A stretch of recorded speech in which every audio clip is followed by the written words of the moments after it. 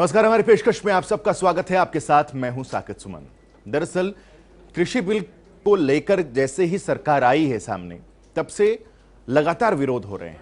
किसानों की बात हम भी लगातार कर रहे हैं। आपको हम लगातार ये बताने की कोशिश कर रहे हैं कि आखिर इस जीडीपी का हाल कैसा है, भारत की अर्थव्यवस्था कैसी है और किसानों के इस बिल के आने से आखिर किसानों को दिक्कतें क्या होंगी। हमने आपको ये भी बताया अपने पिछले एपिसोड्स में कि आखिर एमएसपी किस तरीके से तय की जाती है, कब से ये तय की जा रही है और किस तरीके से 24 फसलों पर एमएसपी दी जाती है। लेकिन आज हम बात करेंगे इसी एमएसपी से एक कदम आगे कि 24 फसलों को तो दी जाती है एमएसपी, लेकिन हिंदुस्तान के कितने फीसदी ऐसे किसान हैं जिनको एमएसपी पर अपनी फसल वो बेच पाते हैं। ये एक बड़ा सवाल है, क्योंकि आंकड़े जो आपके सामने हम रखने वाले हैं, आप चौंक जाएंगे। यकीन मानिए, आपने सोचा भी नहीं होगा कि इतनी कम तादाद है किसानों की जो एमएसपी पर अपनी फसल बेच पाते हैं। इस रिपोर्ट को देखिए। घबराया हुआ है, जबकि आजादी के बाद से ही सरकार ने कृषि क्षेत्र में सुधार लाने की तमाम कोशिशें की हैं। इसको समझने के लिए थोड़ा पीछे चलते हैं।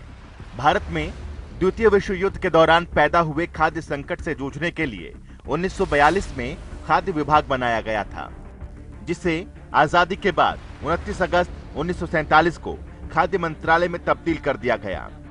1960 में इस मंत्रालय के तहत दो विभाग बने, खाद्य विभाग और कृषि विभाग। वहीं आजादी के बाद 1965 में भारत पाकिस्तान युद्ध के दौरान देश को गंभीर अनाज संकट का सामना करना पड़ा था, जिसके बाद देश के दूसरे प्रधानमंत्री लाल बहादुर शास्त्री ने जय जवान जय किसान का जोशीला नारा दिया। जय जवान जय जवान जय किसान जय किसान। और कृषि क्षेत्र को बढ़ावा देने के लिए नीतियां बनाई और अनाज का उत्पादन बढ़ाने के लिए हरित क्रांति की शुरुआत हुई। वहीं इसी कड़ी में साल 1966-67 में देश में पहली दफा गेहूं और धान पर न्यूनतम समर्थन मूल्य यानी एमएसपी लागू किया गया। वहीं बात मौजूदा समय की करें तो सीएसीपी की सिफारिशों पर कृषि विभाग और भारत सरकार की ओर से 24 फसलों का न्यूनतम समर्थन मूल्य तय किया जाता है। वहीं अब मसला है एमएसपी से देश के कितने किसानों को फायदा हो रहा है। तो आप ये जानकर हैरान हो जाएंगे कि एमएसपी का फायदा कुल 6% किसानों तक ही पहुंचता है, जबकि देश में करीब 10 करोड़ किसान परिवार हैं। ऐसे में महज 60 लाख किसान ही अपनी फसल एमएसपी पर बेचते हैं, क्योंकि 2014 में सत्ता संभालने के बाद प्रधानमंत्री नरेंद्र मोदी ने एफसीआई के पुनर्गठन और कृषि सुधार पर सुझाव देने के लिए बीजेपी के वरिष्ठ नेता और हिमाचल प्रदेश के पूर्व मुख्यमंत्री शांता कुमार की अध्यक्षता में एक समिति का गठन किया था। इसी समिति की रिपोर्ट में यह दावा किया गया था। वहीं केंद्र सरकार के 3 कृषि बिलों को लेकर देश में विरोध हो रहा है। ऐसे में अगर शांता कुमार समिति की रिपोर्ट पर नजर डालें तो समिति के मुताबिक एमएसपी महज 6% बड़े किसानों से जुड़ी है, जो मंडियों में अपनी फसल बेचते हैं। करीब 86% छोटे किसान हैं जो अपनी उपज बेचने के लिए मंडी नहीं जाते, और ये विधेयक उन्हें अपनी उपज मंडी के बाहर बेचने में सक्षम बनाएगा। वहीं सरकार के मुताबिक जो लोग विरोध कर रहे हैं वो बड़े किसान, मंडी संचालक या आढ़ती और बिचौलिए हैं, जिन्हें कमीशन मिलता है। लेकिन मंडी व्यवस्था से बाहर के छोटे किसानों के बारे में सोचना जरूरी है, जिन्हें इस विधेयक के जरिए ताकत मिलेगी। ये लंबे समय से पेंडिंग था। ऐसे में अहम सवाल ये है कि वर्ष 2022 तक किसानों की आमदनी बढ़ाने का दावा करने वाली केंद्र सरकार के इन विधेयकों का विरोध क्यों हो रहा है। 2022 आजादी के 75 साल हो रहे हैं। हम हमारे देश के किसान की आय डबल करना चाहते हैं, और इसलिए जितनी जमीन है उसी जमीन में से ऐसा क्या क्या किया जाए ताकि उसकी इनकम बढ़े, उस पर हम बल दे रहे हैं। आज की मार्केट की जो रिक्वायरमेंट है उस प्रकार की प्रोडक्ट तैयार होती है, मिनिमम वेस्टेज के साथ तैयार होती है। और कृषि क्षेत्र में जो वेस्टेज पड़ा रहता है, अगर उसका भी वैज्ञानिक उपयोग करें तो भी हम हमारे किसानों की आर्थिक मदद काफी हो सकती है। क्यों किसानों को लग रहा है कि सरकार उनकी मंडियों को छीनकर उसे कॉरपोरेट के हाथों करना चाहती है? क्यों किसानों को लगता है कि सरकार का ये कदम किसान विरोधी है? दरअसल किसान और व्यापारियों को इन विधेयकों से एपीएमसी मंडियां खत्म होने की आशंका है। किसानों को डर है कि नए कानून के बाद एमएसपी यानी न्यूनतम समर्थन मूल्य पर उनके उत्पादों की खरीद नहीं होगी, क्योंकि कृषि बिल में इस मुद्दे का जिक्र ही नहीं है। मंडी के बाहर जो खरीद होगी वो एमएसपी से नीचे के भाव पर नहीं होगी। इसलिए सरकार को ऐसी नीति या कानून बनाने पर जोर देना चाहिए जो एमएसपी को हिला ना सके। जनता टीवी के लिए अभिषेक सैनी की रिपोर्ट। दरअसल समझना यह होगा कि आखिर हिंदुस्तान का किसान खफा क्यों है, नाराज क्यों है, वो सड़कों पर क्यों है। अगर ये 3 बिल इतने ही उसके हितकारी हैं, इतने ही हितैषी हैं, किसानों के पक्ष में है, धरती पुत्र खुश हो जाएंगे इससे, तो किसान सड़कों पर क्यों हैं? क्या नाराजगी है या फिर संशय की स्थिति अगर बनी है तो क्यों बनी है? जरा इस रिपोर्ट के जरिए समझिए। केंद्र की मोदी सरकार ने 3 कृषि बिलों को लाकर देश के किसानों को नई मजबूती देने का ऐलान किया है, लेकिन जिस तरह से इस बिल का विरोध किया जा रहा है उससे ये साबित होता नजर आ रहा है कि किसानों के जहन में एमएसपी के खत्म होने और मंडियों के खत्म होने का डर है। और ये डर वाजिब भी है, क्योंकि किसान अपनी फसलों को बेचने के लिए हमेशा परेशान रहते हैं। हरियाणा के करनाल में किसान अपनी धान की फसल को बेचने को लेकर परेशान हुए, क्योंकि मंडी में अभी परमल धान की खरीद शुरू नहीं हुई और मंडी में धान की फसल आने लग गई है। ऐसे में किसान को या तो परमल धान का कोई ग्राहक नहीं मिल रहा या फिर उसे 1200 से 1300 में उसे बेचनी पड़ रही है।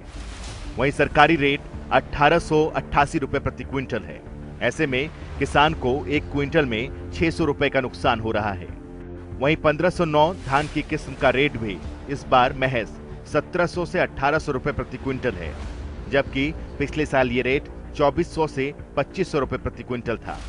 यहाँ भी किसान को नुकसान हो रहा है और सबसे ज्यादा नुकसान उन किसानों को हो रहा है जिन्होंने ठेके पर जमीन लेकर खेती की थी। जीरी का तो कुछ रेट रहा नहीं सरकार में। अब देखिए ना, 1509 जैसे पहले 3-3, 4-4 हज़ार पिछले सरकारों में बिकी है, अब उसका रेट कहाँ है? 1400-1500 रुपये भी नहीं बिक रही। और सबसे गंदा सिस्टम क्या है, एक आम किसान कहाँ से लेके आएगा ऑनलाइन की सुविधा कि पहले ऑनलाइन कराओ, रजिस्ट्रेशन कराओ, उसके बाद आपकी जीरी बिकेगी। कोई ख़रीदार नहीं है। और अब प्यार का देखिए ना रेट क्या है, 1200-1300 रुपये पिट रही है, जिसमें उसकी लागत भी पूरी नहीं हो रही और बाकी खर्चे वो कहाँ से निकालेगा अपने।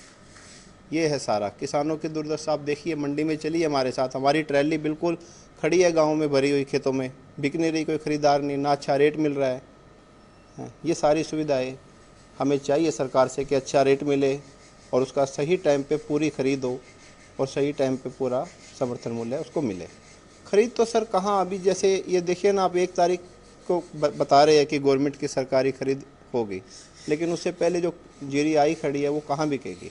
सरकार उसकी एक पूरी व्यवस्था करे, जो नहीं हो पा रही। मंडियों में कोई खरीदता नहीं है। वैसे देश के अन्नदाताओं के सामने ये परेशानी कोई नई बात नहीं है, क्योंकि सरकारी गारंटी यानी कि एमएसपी तय होने के बावजूद किसानों को अपनी फसल का मिनिमम प्राइस नहीं मिल पाता, क्योंकि एक आंकड़े के मुताबिक देश में जितना अनाज पैदा होता है उतना खरीदा भी नहीं जाता। बात करें साल 2019-20 की, तो इस साल में चावल की पैदावार करीब 1184 लाख टन हुई, लेकिन सरकार ने महज 511 लाख टन खरीदा। वहीं देश में 1076 लाख टन गेहूं की पैदावार हुई, लेकिन सरकार ने महज 390 लाख टन ही खरीदा। इसके साथ ही बात करें दाल की, तो 231 लाख टन दाल की पैदावार हुई और सरकार ने महज 28 लाख टन दाल खरीदी। वहीं देश में मोटे अनाज यानी कि ज्वार, बाजरा जैसे अनाज की पैदावार करीब 454 लाख टन हुई, जिसमें से सरकार ने कुल 4 लाख टन मोटा अनाज खरीदा। इन आंकड़ों को देखकर ऐसा समझा जा सकता है कि किसानों को उनकी फसल का सही दाम नहीं मिल रहा, या फिर व्यापारी फसल को औने पौने दाम पर खरीद रहे हैं और सरकार यह दावा करती है कि किसान न्यूनतम समर्थन मूल्य पर अपनी फसल को बेच सकता है। लेकिन ये कहना जितना आसान है उससे उलट है इसकी हकीकत, और ये आप हमारी रिपोर्ट में देखकर समझ भी चुके होंगे। जनता टीवी के लिए अभिषेक सैनी की रिपोर्ट। अब सवाल ये उठ रहा है कि क्या किसानों को इस बिल के जरिए फिर से गुलामी की तरफ आगे भेजा जा रहा है, ढकेला जा रहा है? क्योंकि किसान ये कह रहे हैं कि जो बड़े कॉरपोरेट्स घराने हैं उनकी गुलामी किसान करने लग जाएंगे, क्योंकि जिस तरीके से एमएसपी पर गारंटी नहीं दी जा रही, तो आगे आने वाले वक्त में एमएसपी खत्म हो जाएगी, मंडियां खत्म हो जाएगी और मोनोपोली, एक दबदबा इन व्यापारियों का हो जाएगा, और जिसकी वजह से किसान फिर से गुलामी के दौर से गुजरने लगेगा। कितनी सच्चाई है इसमें, इस रिपोर्ट में दिखाते हैं आपको। देश में सबसे बड़ी आबादी खेती पर निर्भर है और ऐसे में देश के अन्नदाता की हालत किसी से छिपी नहीं है। वहीं किसानों के हालातों को सुधारने के लिए सरकार समय समय पर कोशिशें करती रही हैं, लेकिन देश के धरती पुत्रों की जरूरतों के सामने सरकार की तमाम कोशिशें नाकाफी पड़ जाती हैं। वहीं जिन मंडियों में किसान अपनी फसल बेचने जाते थे, वहां भी उन्हें व्यापारी या आड़तियों के जरिए ठग लिया जाता है। यही वजह है कि आज भी महज 6% किसान ही एमएसपी के भाव पर सरकार को अपनी फसल बेच पाते हैं। इन सब के बीच केंद्र सरकार के 3 कृषि बिलों को लेकर देश भर में विरोध हो रहा है। इन बिलों में पहला बिल कृषक उपज व्यापार और वाणिज्य बिल 2020 का ज्यादा विरोध हो रहा है, जिसके तहत किसान मंडियों के बाहर भी अपनी फसल बेच पाएंगे। वहीं बिल के विरोध में कहा जा रहा है कि इस बिल के तहत बड़े कॉरपोरेट खरीदारों को खुली छूट मिल जाएगी, जिसका विरोध हो रहा है। वहीं सरकार का पक्ष है कि इस बिल के तहत निजी खरीदार बेहतर दाम दें तो उसे बेच सकते हैं, लेकिन बिल के विरोध में किसानों का कहना है कि किसान बड़े कॉरपोरेट्स के रहमो करहम पर रह जाएंगे। वहीं बात करें कृषक कीमत आश्वस्त और कृषि सेवा करार बिल 2020 के तहत किसानों और खरीद का ठेका करने वालों के बीच समझौते की राह खुलेगी, लेकिन बिल के विरोध में किसानों और विपक्ष का कहना है कि इस बिल के तहत ठेके पर खेती करने का रास्ता खुलेगा। वहीं बात करें तीसरे बिल की तो आवश्यक वस्तु संशोधन बिल 2020 के तहत कृषि उपज जमा करने की कोई सीमा नहीं होगी, लेकिन बिल का विरोध कर रहे लोगों का कहना है इस बिल के जरिए जमाखोरी को कानूनी जमा पहनाने की साजिश की जा रही है। बहरहाल ऐसा नहीं है कि पूरे देश के किसान इस बिल का विरोध कर रहे हैं, लेकिन जो इससे सबसे ज्यादा प्रभावित हैं वो इसका विरोध जरूर कर रहे हैं। हरियाणा और पंजाब जैसे राज्य इससे सबसे ज्यादा प्रभावित हैं। सरकार ने किसानों से जो अनाज सबसे ज्यादा खरीदा है वो है गेहूं और चावल। पंजाब और हरियाणा में गेहूं चावल की उपज सबसे ज्यादा होती है। वहीं खाद्य एवं सार्वजनिक वितरण विभाग की रिपोर्ट के मुताबिक पिछले कुछ सालों में पंजाब हरियाणा का 80% धान और करीब 70% तक गेहूं सरकार ने खरीदा। ऐसे में सबसे अधिक प्रभावित इन्हीं राज्यों के लोग हो रहे हैं। वहीं देश के किसानों के पास कृषि बिलों को जांचने और परखने के लिए 3.5 साल है। ऐसे में अगर यह बिल किसानों की उम्मीदों पर खरा नहीं उतरा तो 2024 के चुनाव में बीजेपी के सामने कड़ी चुनौती हो सकती है, क्योंकि देश में करीब 10 करोड़ किसान परिवार हैं। ऐसे में किसान वोटर्स की ताकत भी सरकार बखूबी जानती है।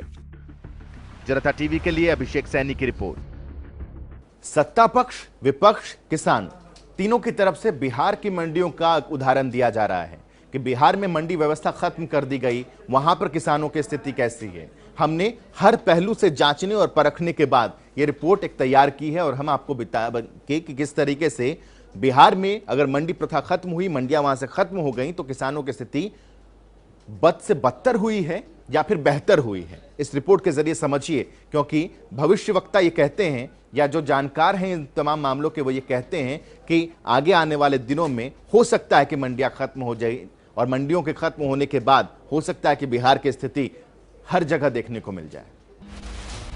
केंद्र की मोदी सरकार जिन 3 कृषि बिलों को लेकर आई है, उनका चौतरफा विरोध हो रहा है। ऐसे में बिल के खिलाफ किसान और विपक्ष लगातार अपनी आवाज बुलंद कर रहा है। वहीं हरियाणा और पंजाब में किसान सड़कों पर उतरकर इस बिल के प्रति अपनी घबराहट, डर और परेशानियों को दिखा रहा है। किसानों के मुताबिक उन्हें डर है कि इन बिलों के आने पर एमएसपी खत्म हो जाएगा और मंडियों को भी खत्म कर दिया जाएगा, जिसके बाद कॉर्पोरेट खरीदारों का वो गुलाम हो जाएगा। वहीं बात करें बिहार की, तो बिहार देश का पहला वो राज्य है जिसने कृषि क्षेत्र में सुधार करने के लिए 2006 में एपीएमसी एक्ट यानी कि एग्रीकल्चर प्रोड्यूस मार्केट कमेटी, कृषि उपज और पशुधन बाजार समिति को खत्म कर दिया था। यहां इसके बाद निजी सेक्टर के लिए रास्ता साफ हो गया, लेकिन राज्य को वाकई लाभ पहुंचा ऐसा कहा नहीं जा सकता। स्टेट ऑफ इंडियाज लाइवलीहुड 2013 के मुताबिक इससे वहां कृषि उत्पाद बेचने की व्यवस्था बुरी तरह प्रभावित हुई और छोटे किसानों की निर्भरता बाजार पर बढ़ गई। एक रिपोर्ट के मुताबिक साल 2001-2002 से लेकर 2016-17 तक बिहार के कृषि विकास दर देश की औसत कृषि विकास दर से कम रही और यहां एपीएमसी हटाए जाने के बाद धान, गेहूं और मक्का की कीमतों में बढ़ोतरी दर्ज की गई, लेकिन किसानों की आय में कोई बढ़ोतरी नहीं देखी गई। इसी का डर किसानों को है। जनता टीवी के लिए अभिषेक सैनी की रिपोर्ट।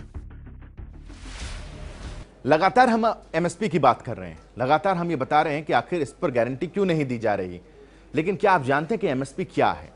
क्या आप जानते हैं कि एमएसपी को तय कैसे किया जाता है? क्या आप जानते हैं कि एमएसपी को हिंदुस्तान में सबसे पहले इंट्रोड्यूस किस सरकार में किया गया था, क्यों किया गया था, इसके पीछे की वजह क्या है और क्यों 24 फसलों पर ही एमएसपी तय की जाती है और पहले के दौर में एमएसपी जो आज 24 फसलों पर है, शुरुआती दौर में कितने फसलों पर एमएसपी तय की जाती थी? इस रिपोर्ट को देखिए। सरकार ने किसानों के लिए संसद में एक नया कृषि बिल पेश किया, जिसके बाद से बिल के खिलाफ देश भर में विरोध शुरू हुआ। ऐसे में विपक्षी पार्टियों समेत देश का किसान सड़कों पर उतरा। वहीं तमाम विरोध के बावजूद कृषि बिल 2020 लोकसभा और राज्यसभा में पास हो गया। ऐसे में किसान इस बिल का विरोध इसलिए कर रहे हैं क्योंकि इसमें न्यूनतम समर्थन मूल्य यानी कि एमएसपी की बात नहीं की गई है और किसान इस बात से घबरा रहे हैं कि कहीं एमएसपी सिस्टम खत्म न हो जाए। आपको बता दें कि कृषि लागत और मूल्य आयोग की सिफारिश पर केंद्र सरकार की ओर से चुनिंदा फसलों पर एमएसपी तय किया जाता है और बुआई से पहले एमएसपी घोषित कर दी जाती है। एमएसपी के जरिए किसानों को इस बात की तसल्ली मिलती है कि अगर उनकी फसल का दाम मार्केट में गिरा तो भी सरकार उन्हें तय एमएसपी अदा करेगी। इससे किसानों का नुकसान कम होता है। एमएसपी से किसानों को एक निश्चित भाव मिलना तय रहता है। वैसे एमएसपी सभी किसानों को फायदा नहीं पहुंचा पाता क्योंकि शांता कुमार समिति की रिपोर्ट के मुताबिक सिर्फ 6% किसानों को ही एमएसपी का फायदा मिलता है। बाकी किसान मार्केट भाव पर आश्रित रहते हैं। आपको बता दें कि शांता कुमार समिति की अध्यक्षता में साल 2014 के दौरान 6 सदस्यीय समिति का गठन किया गया था, जो भारतीय खाद्य निगम के वित्तीय प्रबंधन और अनाज की बिक्री, स्टोरेज और वितरण प्रक्रिया को कैसे सुधारा जाए इस पर काम करती है। अब बात करते हैं एमएसपी तय कैसे होता है। चलिए इसे जरा समझते हैं। कीमत ए के तहत किसान की ओर से किया गया सभी तरह का भुगतान, चाहे वो कैश में हो या किसी वस्तु की शक्ल में, बीज, खाद, कीटनाशक, मजदूरों की मजदूरी, ईंधन, सिंचाई का खर्च जोड़ा जाता है। वहीं कीमत A2 के तहत कीमत A1 और जमीन का किराया जोड़ा जाता है। वहीं कीमत C2 के तहत कीमत A2 और पारिवारिक श्रम समेत उस जमीन की कीमत भी जोड़ी जाती है जिसमें फसल उगाई गई हो। इसमें जमीन का किराया और जमीन के काम में लगी स्थायी पूंजी पर ब्याज को भी शामिल किया जाता है। इसमें कुल कृषि पूंजी पर लगने वाला ब्याज भी शामिल किया जाता है। वहीं अब आपको बताते हैं कि एमएसपी का फायदा क्या होता है। एमएसपी से कीमतों में स्थिरता आती है, न्यूनतम मूल्य मिलने की गारंटी मिलती है, आपूर्ति की कमी पर नियंत्रण होता है और उचित मूल्य में खरीदारी होती है। दरअसल 1966-67 में पहली बार गेहूं के लिए न्यूनतम समर्थन मूल्य की घोषणा की गई थी, जिसे आमतौर पर एमएसपी कहा जाता है। उस वक्त सिर्फ गेहूं की फसल के लिए इसे तय किया गया था, जिसकी वजह से किसान दूसरी फसलों को छोड़कर सिर्फ गेहूं की बुआई करने लगे थे, जिसके बाद अनाजों का उत्पादन कम हो गया था। ऐसे में सरकार ने पहले धान, तिलहन और दलहन की कुछ फसलों पर भी न्यूनतम समर्थन मूल्य शुरू किया। फिलहाल सरकार की ओर से कुल 24 फसलों का न्यूनतम समर्थन मूल्य तय किया जाता है। जनता टीवी के लिए अभिषेक सैनी की रिपोर्ट। तो इसी के साथ हमारी पेशकश में अभी के लिए बस इतना ही। छोटे से ब्रेक ले रुक रहे हैं। ब्रेक के बाद भी खबरों का सिलसिला लगातार जारी रहेगा और किसानों पर हमारी ये सीरीज भी लगातार जारी रहेगी।